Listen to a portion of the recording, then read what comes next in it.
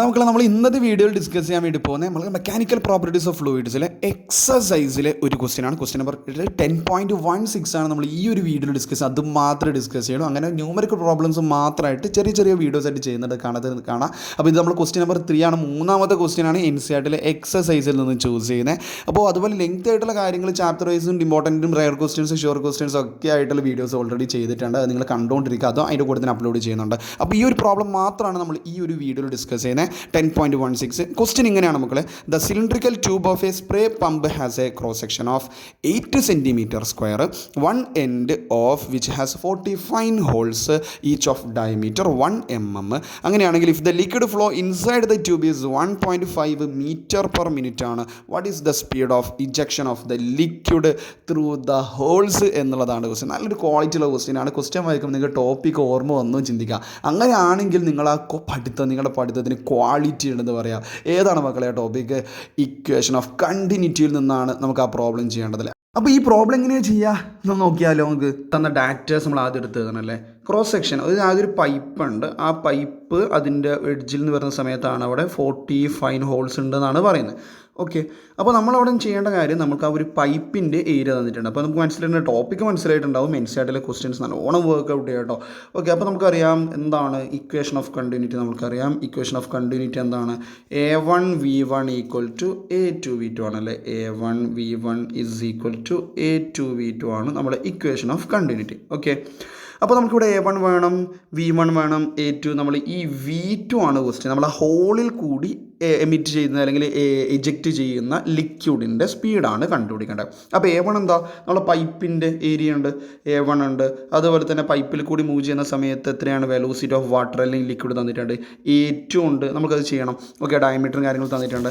അപ്പോൾ നമുക്ക് എന്താ ഓരോന്ന് മാറ്റി എഴുതാലോ. A1 ആരാണ്, A2 ആരാണ്, അങ്ങനത്തെ ഓരോ കാര്യങ്ങളും നമുക്കൊന്ന് എന്ത് ചെയ്യണം, എടുത്ത് എഴുതേണ്ടതുണ്ട്. ഓക്കെ, അപ്പോൾ നമുക്ക് ആദ്യം എന്ത് ചെയ്യാം? A1 എത്രയാണ് ഈ ക്വസ്റ്റിനെ സംബന്ധിച്ചിടത്തോളം? A1 = 8 cm² ആണ് ക്വസ്റ്റ്യനിൽ തരുന്നുണ്ട്. 8 cm². നമുക്കത് മീറ്റർ² മാറ്റണം. ഓക്കെ, അപ്പോൾ 8 cm² മീറ്റർ² ആക്കുമ്പോൾ cm² മീറ്റർ² ആക്കാൻ 10⁻⁻⁴ കൊണ്ട് മൾട്ടിപ്ലൈ ചെയ്താൽ അത്രയും മീറ്റർ². അപ്പോൾ A1 8 × 10⁻⁻⁴ മീറ്റർ². ക്ലിയർ ആണല്ലോ. അതായി. ഇനി V1 എത്രയാണ്? V1 ക്വസ്റ്റ്യനിൽ തന്നിട്ടുണ്ട് 1.5 m/min ആണ്. അപ്പോൾ m/min എന്ന് പറയുമ്പോൾ നമുക്കത് m/min അല്ല നമുക്ക് വേണ്ടത്, m/ആരാ വേണ്ടത്? സെക്കൻഡ് ആണ് വേണ്ടത് അല്ലേ. അപ്പോൾ 1.5 m/min m/s ആക്കണം. എന്ത് വേണം? 1 മിനിറ്റ് എന്ന് പറഞ്ഞാൽ 60 സെക്കൻഡാണ്. അപ്പോൾ 60 കൊണ്ട് ഡിവൈഡ് ചെയ്തു. അപ്പോൾ 60 സെക്കൻഡ് നമുക്കവിടെ കിട്ടും. ക്ലിയർ ആണോ? 1.5 / 60 എന്ന് നമുക്ക് അവിടെ എഴുതി വെക്കാം.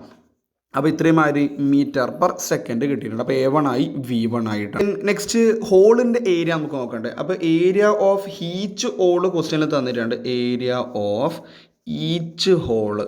ഓക്കെ, എഴുതാൻ മനസ്സിലാവും വിചാരിക്കുന്നു. Area of each whole.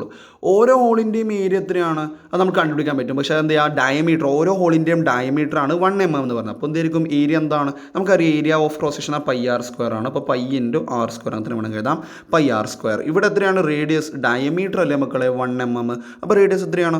0.5 mm ആണ്. അപ്പോൾ അതിന് നമ്മൾ എന്താക്കണം?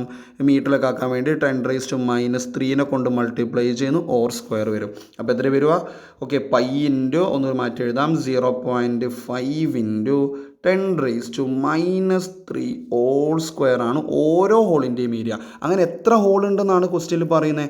എത്ര ഹോളുണ്ട്? ഒരു ഹോളാണോ? അല്ലല്ലോ. എത്ര ഹോളുണ്ട്? 40 ഹോൾസ് ഉണ്ട് അല്ലേ. അപ്പോൾ നമ്മൾ എന്ത് ചെയ്യണം? നെക്സ്റ്റ് ഏരിയ ഓഫ് 40 ഹോളിലേക്ക് മാറും. അപ്പോൾ ഏരിയ ഓഫ് ഈച്ച് ഓരോ ഹോളിൻ്റെ ഈസിലാണ് ഇത് പറഞ്ഞത്. അപ്പോൾ 40 ഹോൾ എന്ന് പറയുന്ന സമയത്ത് ഇവിടെ എന്താവും? ഏരിയ ഓഫ് 40 ഹോൾസ് എന്ന് പറയുമ്പോൾ എന്ത് ചെയ്താൽ മതി? നമ്മളിത് × 40 ചെയ്താൽ മതി. ക്ലിയർ ആണോ? അപ്പോൾ ടോട്ടൽ ഏരിയ അല്ലെങ്കിൽ A2 എന്ന് പറയുന്ന ഏരിയ ഇതാണ്. അല്ലാതെ നേരത്തെ പറഞ്ഞ ഒരു ഹോളിൻ്റെ ഏരിയ ആണ് 0.5 × 10⁻⁻³ × π ചെയ്തത്. അപ്പോൾ 40 ഹോളുണ്ട് മക്കൾ. അപ്പോൾ × 40 ചെയ്യാനുള്ള ബുദ്ധി കാണിക്കണം. അപ്പോൾ A1 കിട്ടിയിട്ടുണ്ട് 8 × 10⁻²². അതുപോലെ V1 1.5 / 60 ചെയ്യണം, അത്രയും m/s.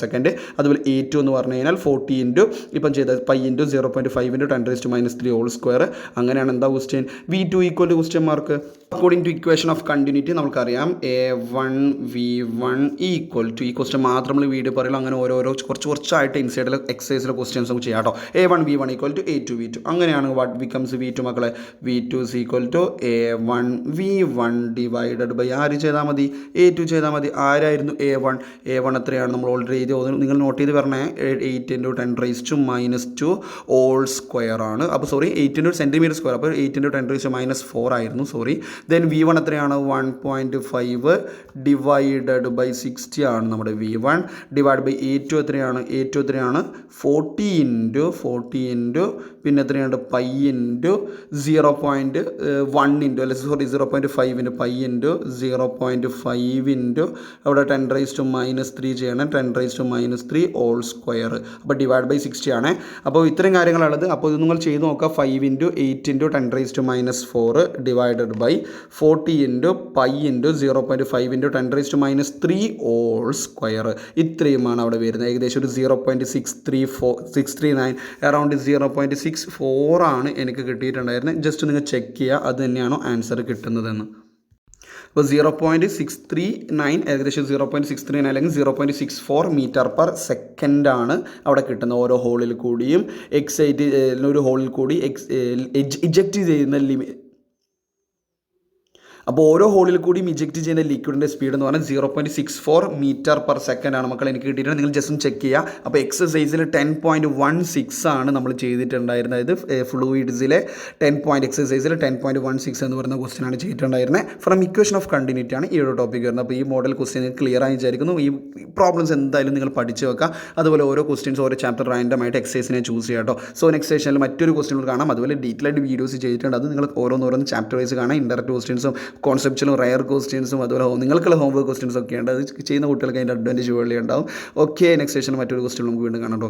Okay, thank you.